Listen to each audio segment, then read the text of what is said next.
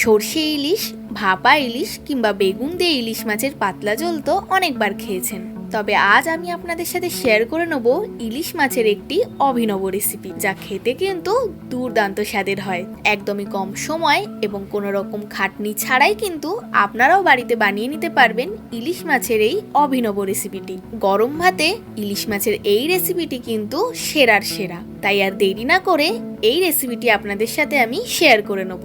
নমস্কার, আমি মিলি আর আপনারা দেখছেন মিলিস লিটল কিচেন। আমাদের আজকের রেসিপি দই ইলিশ। দই ইলিশ বানানোর জন্য প্রথমেই 8 থেকে 10টা কাঁচা লঙ্কা নিয়ে নেবেন। এরপর 1 চামচ ভরে সাদা সর্ষে নেবেন, তার সঙ্গে 1 চামচের একটু কম কালো সর্ষে। এরপর এই লঙ্কা এবং সর্ষে ভালোভাবে বেটে নেবেন। আপনারা যদি শিলে বেটে নিতে পারেন তাহলে কিন্তু খুবই ভালো হবে। এরপর অন্য একটি পাত্রে এই সর্ষে এবং কাঁচা লঙ্কার পেস্টটা নিয়ে নেবেন। এবার যেহেতু এটা দই ইলিশ, তার জন্য লাগছে টক দই। এখানে মোটামুটি 3 চামচ ভরে ভরে টক দই নিয়ে নেবেন।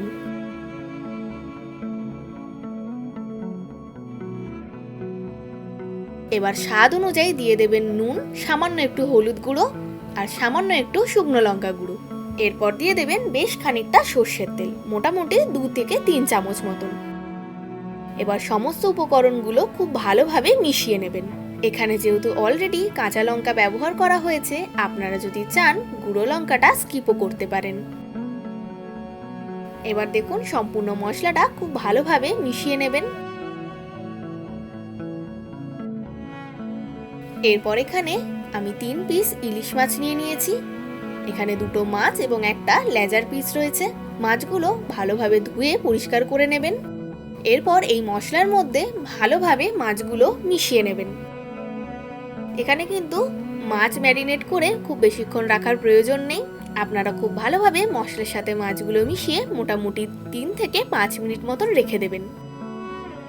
মিলিস লিটল কিচেনে যদি আপনারা নতুন হয়ে থাকেন তবে অবশ্যই চ্যানেলটিকে সাবস্ক্রাইব করে বেল আইকনটি ক্লিক করে দেবেন, যাতে এই চ্যানেলে হওয়া সমস্ত রান্নার আপডেট সবার আগে আপনাদের কাছে পৌঁছে যায়।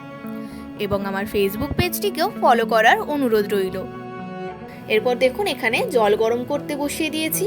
আপনারাও মোটামুটি 10 মিনিট আগে থেকে জল গরম করতে বসিয়ে দেবেন।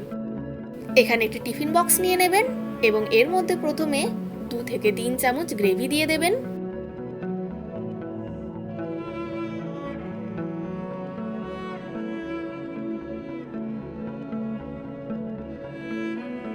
এরপর মাছগুলো কিন্তু এখানে বসিয়ে দেবেন। দেখতেই পাচ্ছেন এক এক করে মাছগুলো কিন্তু দিয়ে দিলাম।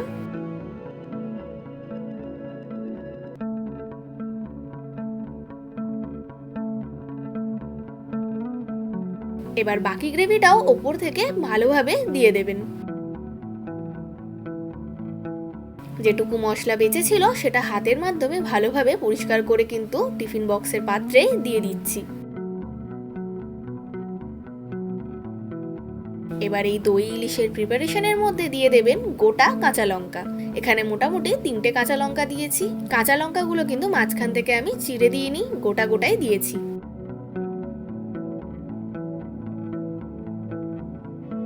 এরপর আবারও উপর থেকে বেশ খানিকটা সর্ষের তেল ছড়িয়ে দেবেন।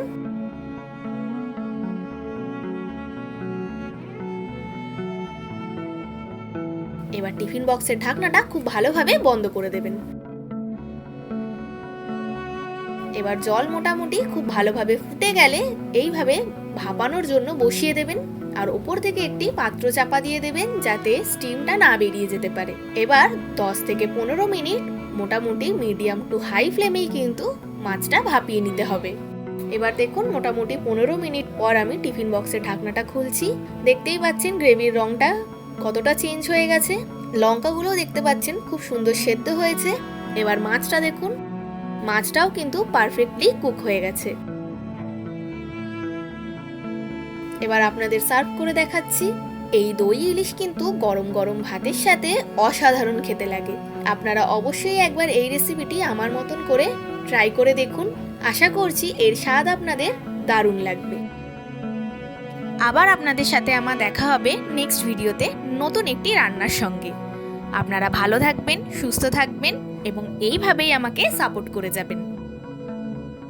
আমার আজকের এই রান্নাটি যদি আপনাদের ভালো লেগে থাকে এবং সহজ বলে মনে হয়ে থাকে তাহলে অতি অবশ্যই একটি লাইক দিয়ে যাবেন এবং কমেন্ট করে জানাতে কিন্তু ভুলবেন না।